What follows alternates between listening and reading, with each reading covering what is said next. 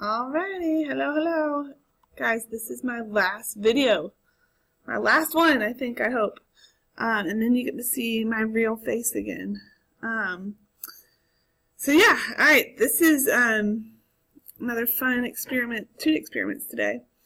And then on Monday when we get back from spring break, we will kind of revisit this a little bit to review this week, and then we'll finish the unit and then review for the AP test. Boom. Okay, so let's do this. What is this political cartoon about?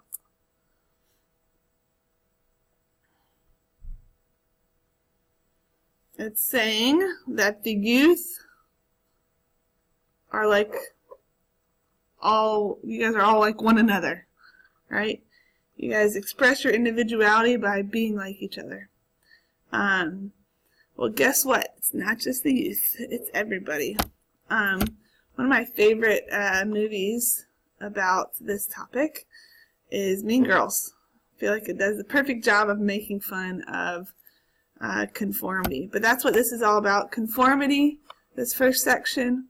And really it's changing your behavior or your thinking or both so that you fit in with the group, right?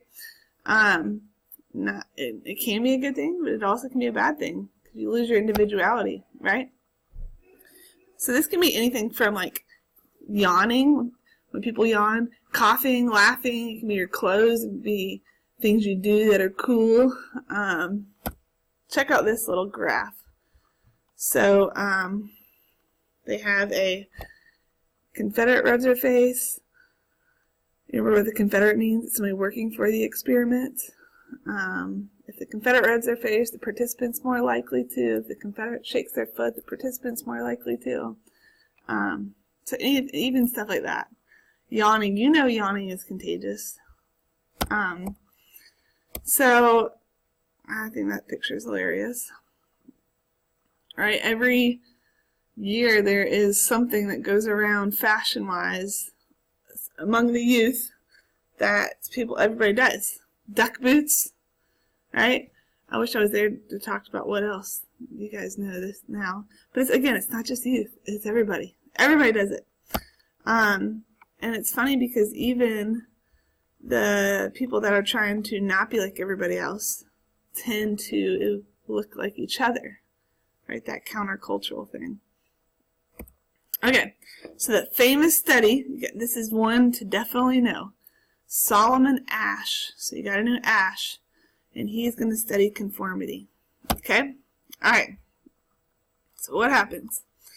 You 5 people are seated in a room, and then you walk in, and so it looks like you're the one that's late or just the last to show up. Well, little do you know, all those other people are Confederates. So they're working for the experiment. Okay?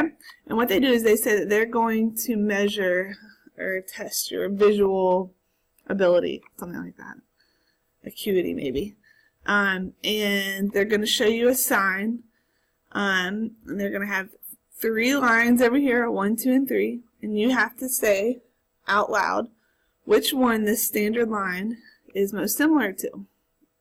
So hopefully you guys see that this is most similar to line 2, right? And so everybody goes around one at a time and they all give their answer. Okay? Here's their official wording. Which of the 3 comparison lines is identical to the standard line? Would you say this is a simple task? Yes, right? So first trial, they all do it normally. Second trial, they all do it normally. Third trial, everybody gives the same wrong answer. So for like this, the first person might say 1. The next person 1. So then it gets to you, it gets to that person, the real person. What are they going to do? Kind of look around and kind of get confused because it's a simple task. So if you look at this guy right here, right, he's like looking even harder. So your heart pounds because you're thinking to yourself, do I go against the group here? You sit up straight, you squint, and what do you choose? Da, da, da. Well, more than a third of the time, they go along with the group and they don't answer this simple task correctly. What do you think? A third of the time, 33% of the time. If I did something 33% of the time and I got it wrong, that's a lot, right? So they're, especially on an easy task. Pretty crazy, right? Okay, so what I want you to do, I want you to pause me, and I want you to go watch. There's 2 video clips on this that are pretty funny. All right?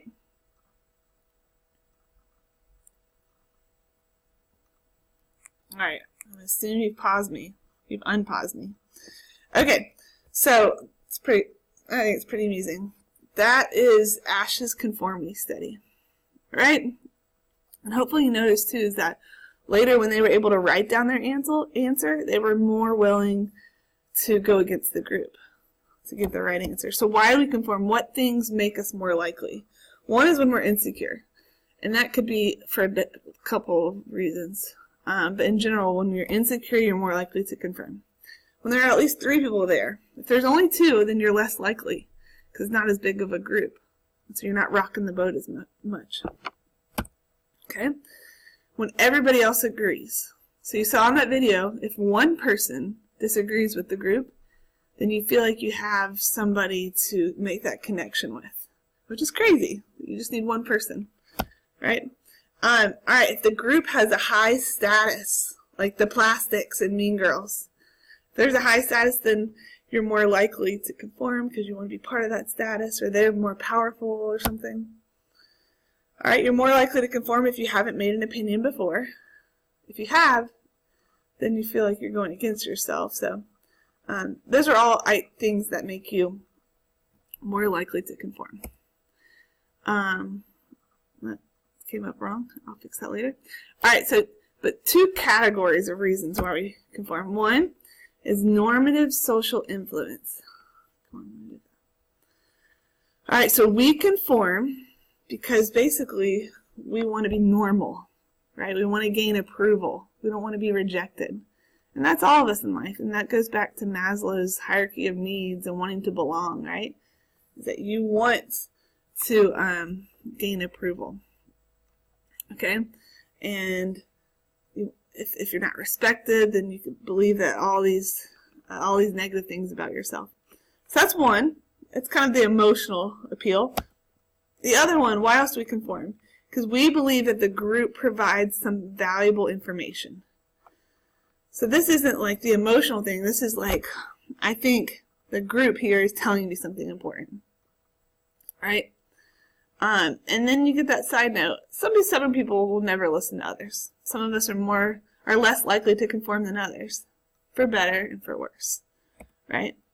And this chart here is saying, if it's a difficult judgment, you're more willing to conform. Right? But if it's easy, you're less likely to conform. Okay? All right. I want you to do this for me. Actually, yeah. Wait, oh no, you have to go, pause me and go watch a video on candid camera conformity. It's pretty funny.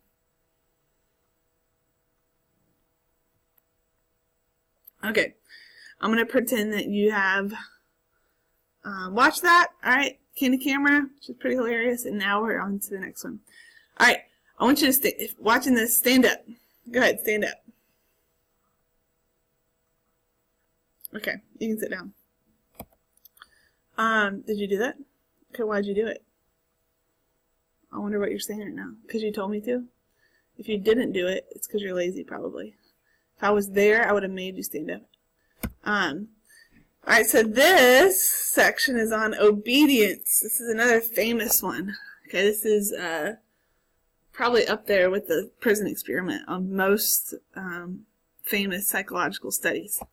Alright, so we know we conform, but do we obey? Are we obedient creatures? And the answer is, yeah, we are. So this guy, Stanley Milgram, did a very famous experiment on the effects of obeying authority. Alright, so let me tell you about this. It's a pretty crazy one.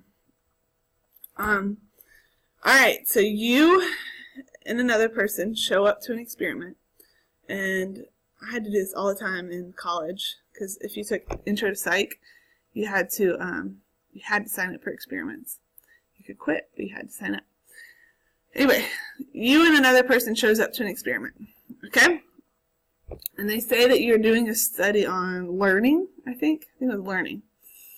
And one of you is going to be the teacher, and one of you is going to be the learner, okay? And you both draw slips of paper. Now, little do you know, the other person is actually a Confederate, all right? And you go and you read yours first, and it says on there, because both sheets of paper actually say the same thing. So no matter which one you draw, you're going to get the one that says teacher. So they say, okay, what'd you get? And you say teacher, and the Confederate says, oh, I got learner. He's lying, but he got learner, okay? All right. Then what they do is they walk you both into another room, and they're going to set up a shock machine on this learner. All right, so they get strapped in with this shock machine, and they even test it in front of you to show you what this learner is going to go through, and they're basically going to get shocked. Okay, and then here we go. Okay. So this is the learner, the guy that's strapped up to a machine, and he's in a separate room. And then they walk you over here, all right, and they're going to show you with this little switchboard.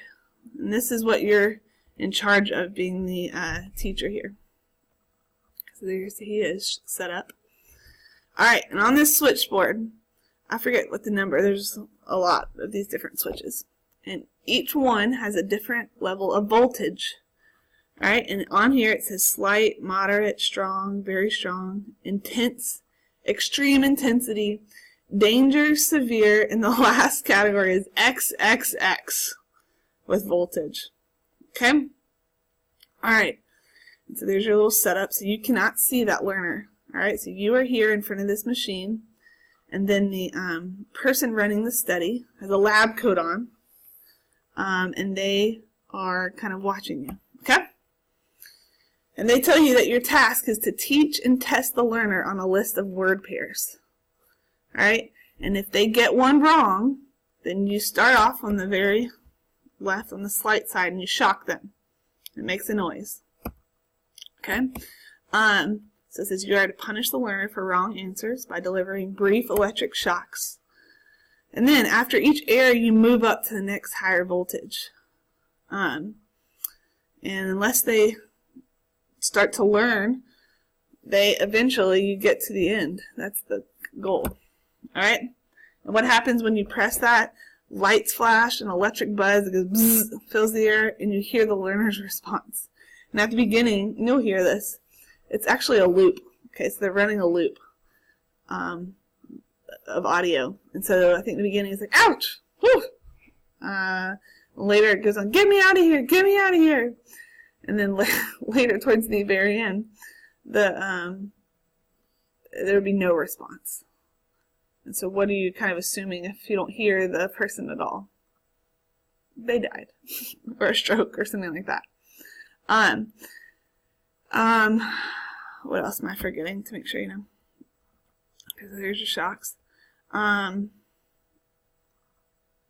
Okay, now what happens, this is important. Let's say that as a teacher you look back and you say, I think we should go check on this guy back here.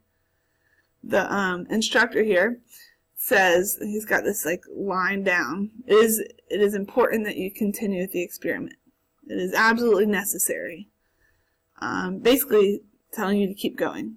Now, do you have the right to get out of the experiment? Yes. And they have the right here. They know that. But the experimenter is always trying to get them to keep going. Okay, not saying you can't get out, just trying to keep going. Alright, so how would you feel if you buzzed or if you electrocuted somebody and then they stopped responding at all? Nervous, maybe? Nervous? Also, they get a couple situations where before it even starts, the guy says, I've had some heart trouble in the past. Like, is that okay if I do this? And they're like, yeah, it's fine. Okay. All right, what do you think the results here are? How many people actually go all the way? Would you go all the way? All right, check this out. Look, the majority of subjects continue to the very end. It's like 67% of people in the study go to the very end. All the way. XXX. Kill their subjects. What? Are you serious? That blows my mind. I don't know if it blows your mind. 67%. That means 2/3 of you in there would go all the way. Even though you think in your head that you wouldn't go all the way. What is going on here?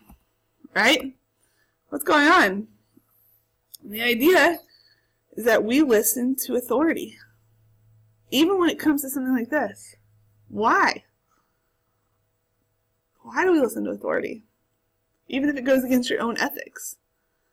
The answer is because we think they're the ones that are in trouble, that will get in trouble. They're the ones responsible.